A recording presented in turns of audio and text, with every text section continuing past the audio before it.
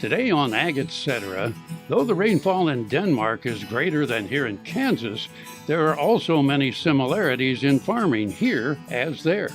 Next, we meet Jennifer Schmidt, a farmer in Maryland, see why she calls them a grocery store farmer. Then hear about the importance of private-public partnerships in canola. Next, Lee Hart takes off through the pre-flight checklist on your horse. And we'll end with Waukene, Kansas producer Travis Sherfick. See how he went from town kid to top quality beef producer. Closed captioning brought to you by Ag Promo Source. Together we grow. Learn more at agpromosource.com.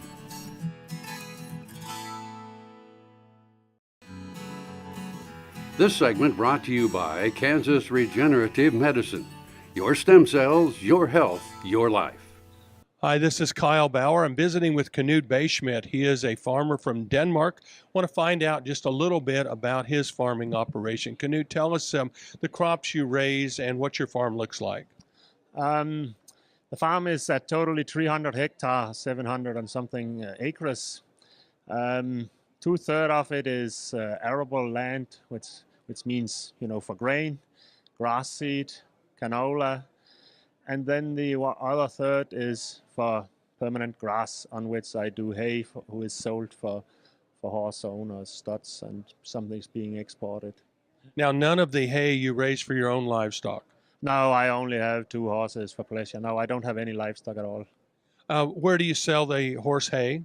Locally, to private folks with 1 or 2 horses, to studs around Denmark, and to retailers in Holland, Norway, Faroe Island. Yeah. What is your growing season in that area? Like, when do you harvest more than 1 crop off of the grass? Grass is 2 or 3 cuts. Typically 2 cut of hay and 1 of the final one for silage. And when do you finish your final harvest? October. On your other crops, on your farming operation, do you have help or additional labor than yourself? Normally we employ 1 full-time, 1 married man, and then in season a young student. I would imagine it's an area that gets more rainfall than Kansas. How do you get the hay dry? As much as possible in the field, but the last on the dryer on a farm, we have built a hay dryer, so we bale it around 25% moisture and then dry it down to 12 on the farm. Now, is it baled in big square, small square, round? It's baled in 300 kilograms big bales. And then once it's ran through the dryer, the bales have probably shrink a bit. Do you have to reprocess them after that? When I say 300, that is after drying. So they are sold, half is sold as they are, and the other half we rebale, we make them small again, just to please the private horse owner so they can have small bales. What's the biggest issues that you have with your farm in your area? I mean, as far as is it labor or government or capital or markets? It is, there is a shortage of labor, but that's all come down to money with salary. So if you can pay enough, you can attract people. But the biggest issue is more and more the mistrust that is occurring in the Danish population, which seems to be general, as what I've learned over here, that they don't trust us. They are, almost afraid of eating what we produce and the way we produce it. That is becoming more and more a big issue. The big gap between us who produce the food and those consumers who are our customers. So that means we rely on them. It appears that things aren't a lot different in Denmark than they are here in the United States.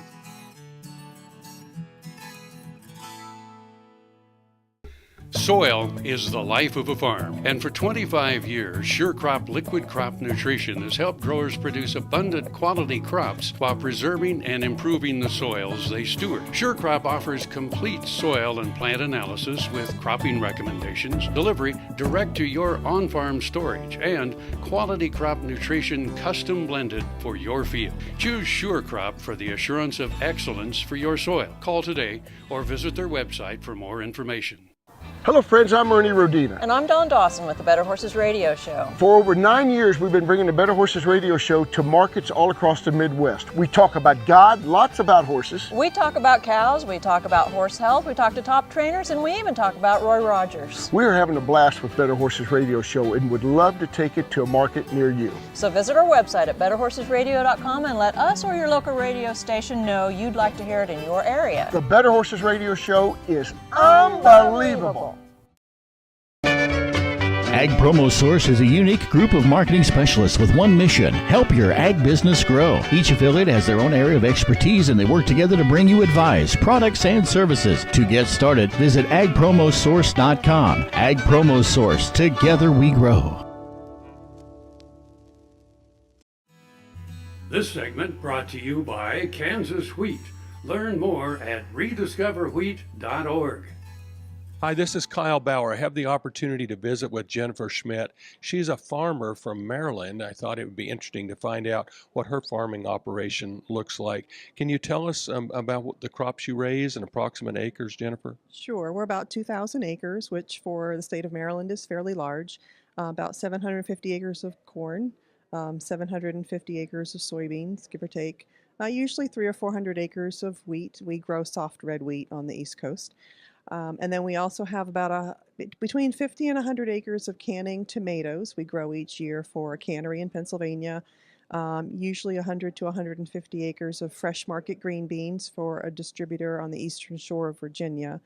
And then we have about 20 acres of wine grapes we sell to the region's budding wine industry. So the way I describe our farm is we're a grocery store farm. We grow the ingredients that you find at the grocery store. Has this been your crop mix for quite some time? For about the last 15 years. So it's my husband and my brother-in-law's farm that they purchased from their dad. It's third generation. And we were a hog and beef cattle operation predominantly for the prior 50 years or so.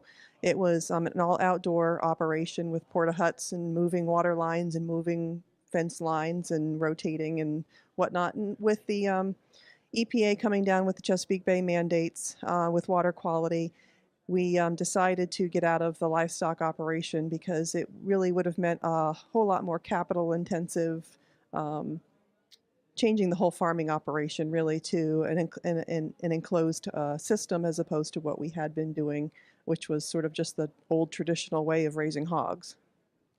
Your area has availability of chicken litter and also some other manures with the EPA's mandates on the Chesapeake Bay. Has that affected your cropping practices? It has. It's made it really difficult to access manure, which sounds really strange. You would think with a state with a large poultry industry that poultry litter would be freely available. I was unable to source any poultry litter this year. We had to go strictly with commercial fertilizer. And so that, in terms of what you want to use for resources and inputs to be able to use a local product that is going to enhance the soil beyond just nitrogen or phosphorus with all the micronutrients and the organic matter that you can get from poultry litter, it's a much better use. Enhances we farm in sandy loam soil. I mean, we're coastal plain on the Delmarva Peninsula. So to be able to use poultry litter to enhance our soils is a good thing. But we've been really challenged in being able to source any poultry litter over the last couple of years. We're visiting with Jennifer Schmidt. She and her family farm in Maryland on the coastal plain. This is Kyle Bauer reporting. Earlier in my life, I rode bucking horses in rodeos, and my shoulders took such a beating, and that was probably the reason for having several previous surgeries on both shoulders. About a year ago, I decided that I didn't want to have another surgery, and so I contacted Kansas Regenerative Medicine, took their treatment process. It was relatively pain-free. Now, after 8 months, my shoulders have healed to the point where I think I'm probably 90 to 95% of normal. It takes a couple of months to start to see results and feel real progress. That continued to increase gradually until now at approximately 8 months. And I'm extremely pleased. I've got full range of motion. I can lift weights, I can throw, I can do a lot of things that I couldn't do without a lot of pain previously. So I'm I'm tickled to death with the results, and I'd recommend this process to anyone. The Kansas Wheat Innovation Center in Manhattan is rediscovering ways to get improved varieties and new genetics in the hands of farmers faster. Grower-led and checkoff-funded research initiatives are bringing about positive change. This grassroots leadership provides a strong voice in Topeka and Washington, D.C. Now is the time to partner with Kansas Wheat in moving wheat forward. Kansas Wheat Commission and Kansas Association of Wheat Growers. Farmers investing in their future and yours. Log on to rediscoverwheat.org. This segment brought to you by Sure Crop, liquid crop nutrition delivered right to your farm. In this segment, we're going to talk about warming up your horse. I'm going to give you a pre-flight checklist just to run through and make sure that your horse is with you. Remember, to get our horses to focus, we have to get their feet moving. A horse is rhythmically balanced, and they need to establish rhythm to truly start processing and thinking. And when I say rhythmically balanced, I mean all 4 feet are moving in unison. We need the horse to loosen up and start thinking and flowing around here. Most people, when they get on their horse, the first thing they do is they start to back the horse up. That is actually exactly wrong. When you first crawl on a horse, you don't want to back them up, because what happens is you'll start getting that horse to be cinchy or bronky or anything like that. A horse needs to move forward and establish rhythm of the feet, and then through redirecting body parts, we'll get our horses to be focused on us. So as I said here, I'm just going to start right down through. Number 1 on my list is just to soften my horse and make sure she's with me. And if I bring her around, I'm just lifting straight up on the rein. My legs are off of her. I'm just asking her to bend a little bit here. And when she comes off of that and finds the slack, all 4 feet are still, I'll release. So I'm just going to soften her both ways and make sure she's here. If she had left me, I'd stay there until I got it. But she kind of says, all right. And I want to just be able to bend her around. I don't want her nose all the way to my leg. I just want to make sure that when I pull on that bridle, that everything's all right.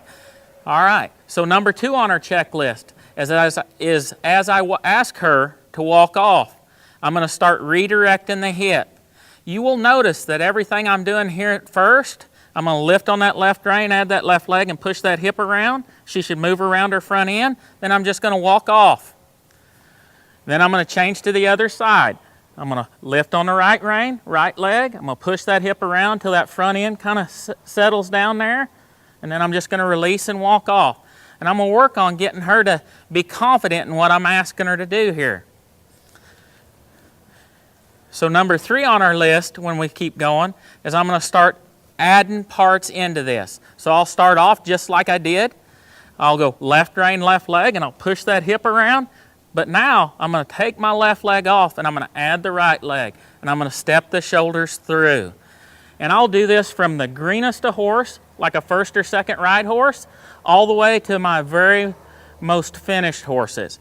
Now I'm going to go right rein, right leg, push that hip around, disengage the hip. Now right leg off and add the left leg and step the shoulders through. You notice these first exercises, I'm just making sure my horse is with me. I'm making sure that he's soft laterally before I ever ask him to flex vertically. The next part of our checklist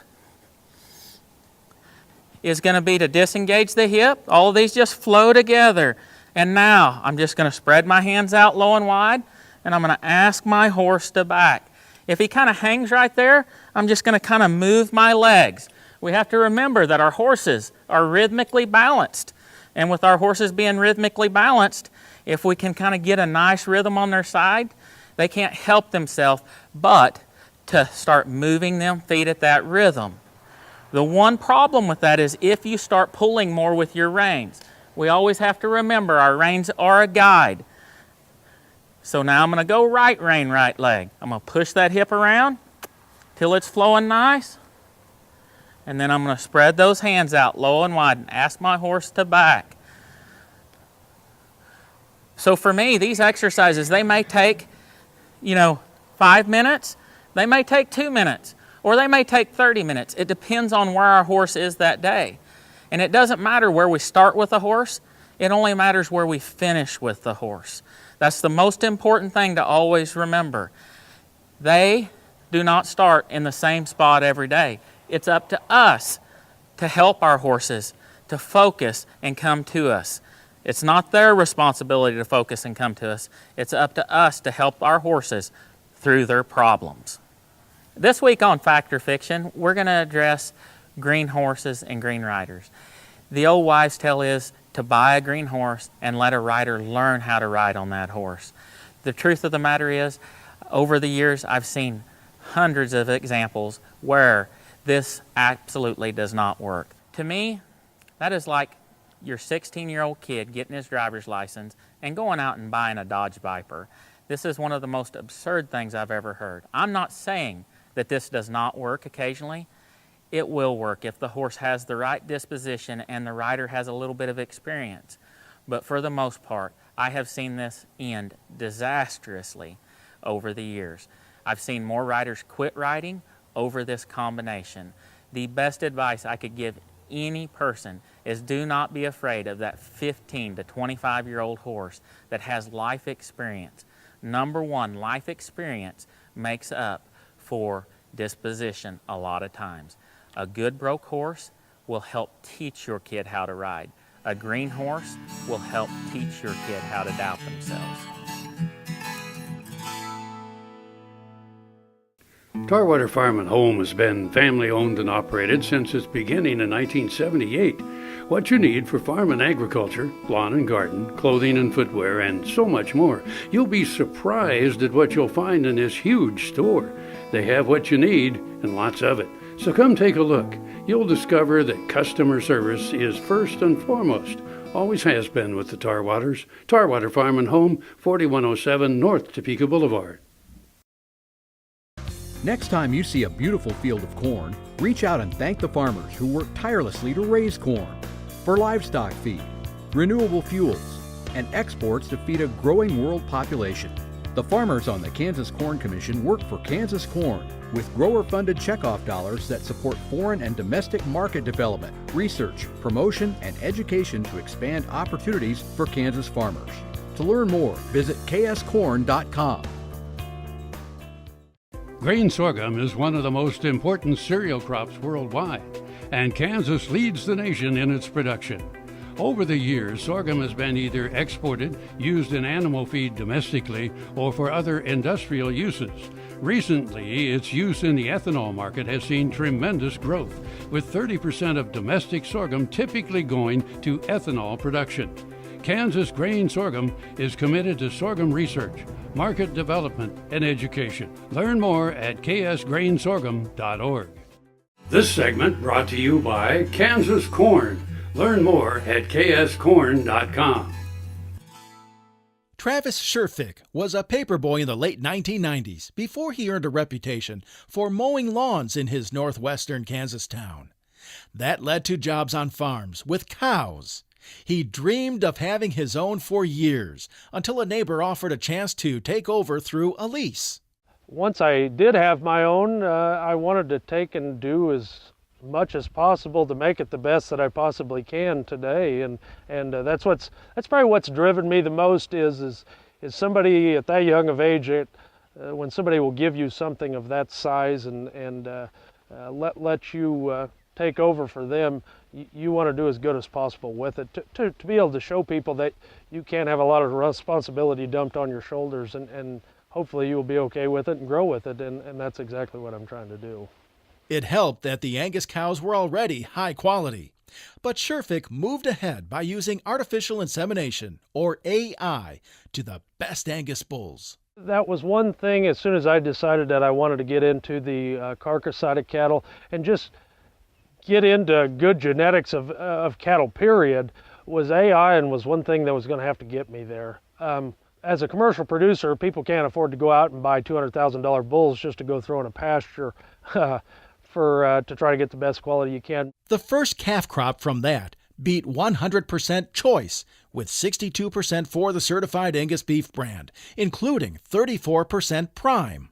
The young producer says that's okay for a place to start. We never can be happy with the genetics that we have. There's always something new and better out there, and being to want to be able to supply the world with as good a quality beef as possible. That's what we're trying to do by finishing our own calves and hit primes and high choices and do all that kind of good things. Lessons learned through hard work and focus. SureFix seeks wisdom from older generations. My dad always taught me in life to never do anything just halfway, always do anything to full, otherwise don't do it at all, is what I was always taught in life. As long as you don't want to quit, learning, you will learn every day of your life. So that's what I hope to do. I hope I'm never fully satisfied with what I have. I hope I never am, because that's what's going to keep driving me to move forward with genetics and cattle.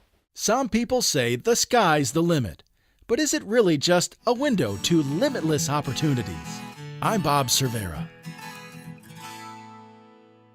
KFRM is one of the largest farm radio stations in the nation, dedicated to informing and entertaining rural listeners from northern Oklahoma to southwestern Nebraska. You can catch KFRM in many ways, of course, 550 on the AM dial, streaming at kfrm.com, or on your smartphone by going to the TuneIn Radio app, or on AGam in Kansas on Tuesdays and Facebook every day of the week. KFRM, tune us in. You'll be glad you did. We do business with Blueville because of the quality of their work. It is excellent quality, and because they make a commitment to their customers. We enjoy the benefits of hiring a good company to help us maintain this home. We will always do business with Blueville. We have for many, many years, and there's no reason for us to look for any other service. This segment brought to you by Kansas Soybean Commission. Progress powered by Kansas farmers. We're seeing more producers in Kansas grow winter canola, as we've seen acres grow from a few thousand just a couple of years ago now to around 40 to 50,000 acres in a given year. Producers are growing winter canola in rotation with wheat because they are seeing a benefit to wheat yield and quality, improved weed management, as well as a reduction in disease. In the last 3 years, we've released 3 winter canola varieties that are adapted to Kansas and the southern Great Plains. We've licensed these 3 winter canola cultivars to major seed companies that will then market those to producers. Currently, there are about 25 commercial varieties of winter canola that can be grown in Kansas. Some are more adapted to the southern tier of counties, others are more adapted to the central part of the state.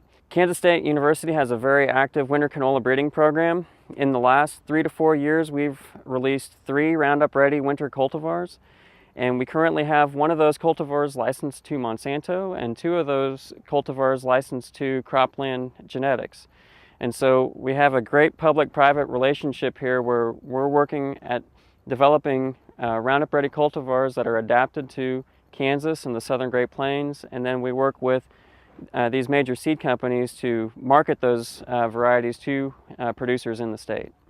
In addition to the Roundup Ready winter canola breeding that we are doing, we are also developing conventional varieties that have excellent disease tolerance as well as winter survival characteristics that will allow planting of winter canola across the entire state of Kansas.